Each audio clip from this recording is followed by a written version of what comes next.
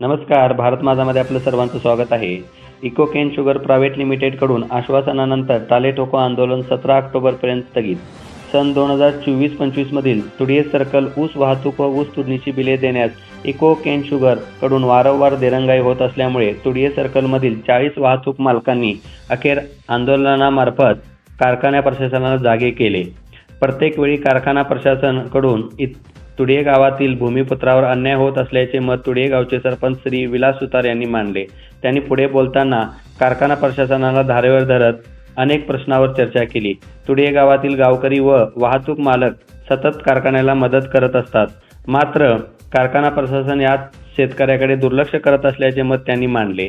ऐन दिवाळीत सन 2024-25ची बिले अजून मिळाली नसल्याने आंदोलन करण्याची वेळ आली आहे, असे मत आंदोलकांचे नेतृत्व करणारे वाहतूक मालक ज्योतिबा प्रवीण पाटील यांनी मांडले.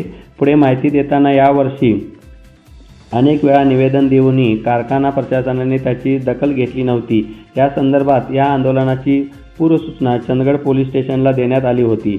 सदर कारखान्याकडून 1,01,16,000 इतकी मोठी रक्कम थकवण्यात आली होती. या आजच्या आंदोलनामुळे कारखाना प्रशासनाकडून दखल घेत वाहतूक मालकांची 80% रक्कम जमा करत थोडासा दिलासा दिला आहे व उर्वरित 20% रक्कम येत्या 17 ऑक्टोबर रोजी जमा करण्याचे आश्वासन दिल्यामुळे टाळे ठोको आंदोलन मागे घेण्यात आले.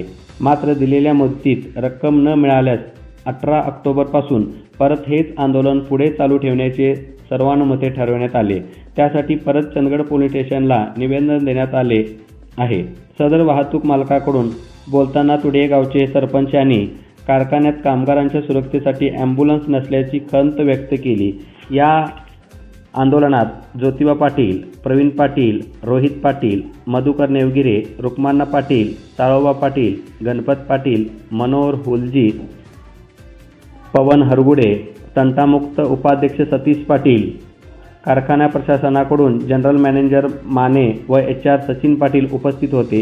पोलीस प्रशासनाकडून लॉ अँड ऑर्डर पाहण्यासाठी पोलीस अंमलदार सतीश कुरणे व गोविंद जाधव उपस्थित होते.